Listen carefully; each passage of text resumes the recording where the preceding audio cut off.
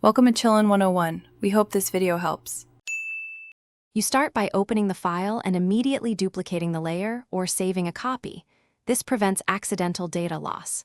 Next, check the current profile under Image or Edit Assign Profile, because knowing the source space determines your conversion choices. Once done, enable View Proof Setup to preview the working RGB. Make sure you are not in indexed or bitmap mode. If you are, convert to RGB first so color space options become available. You now convert the image. Open Edit Convert to Profile and choose a destination like sRGB for web or Adobe RGB for print. Pro Photo RGB if you need maximum gamut. As you pick a profile, decide a rendering intent. Relative or perceptual usually preserves perceptual appearance. Saturation favors vivid colors for graphics.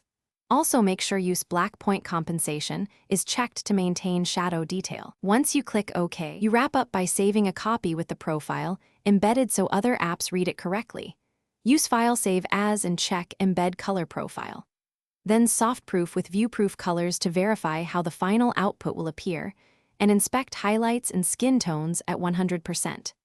If colors look off, try Edit Assign Profile to reinterpret without conversion, or convert to sRGB for consistent on-screen display. One key troubleshooting tip. If colors shift unexpectedly, calibrate your monitor and embed the correct profile before exporting.